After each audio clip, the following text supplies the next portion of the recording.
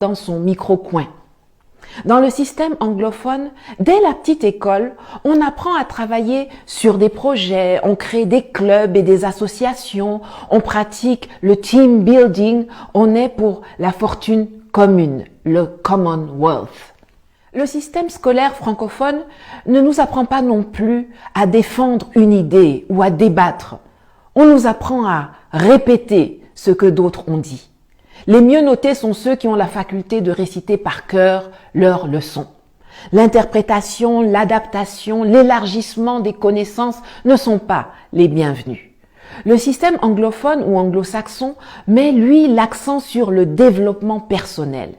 La créativité ainsi que le processus sont autant, sinon plus valorisés que le résultat final.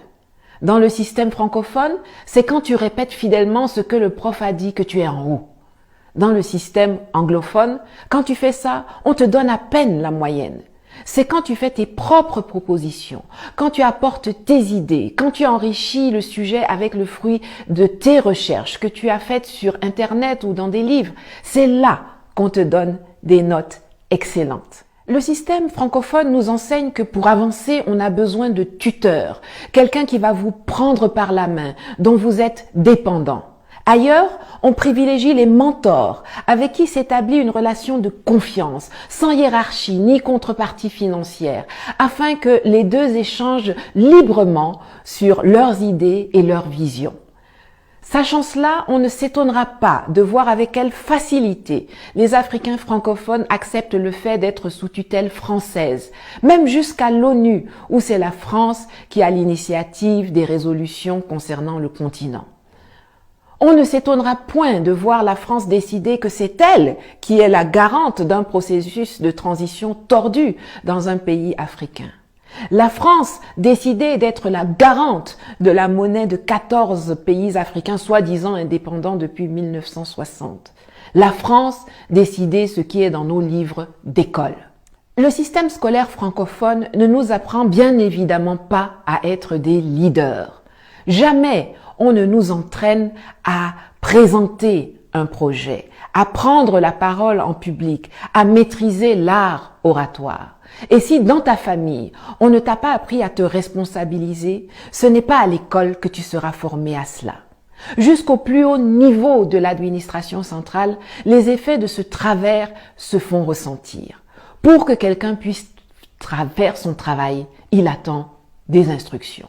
C'est comme ça que nos chefs d'État restent figés en attendant les ordres ou l'accord de Paris avant d'agir ou de décréter.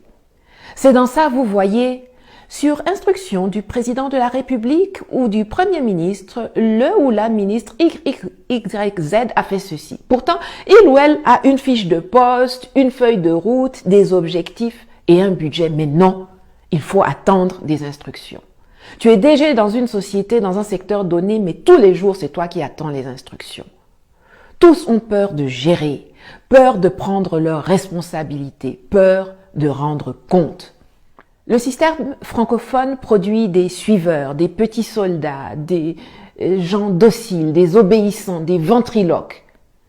Il y a une façon de nous former qui fait que quand on sort de l'école, on ne devient non pas un homme au sens grand, plein et noble du terme, mais plutôt un assisté sur le plan intellectuel, social, financier, économique et politique. Le mal est profond.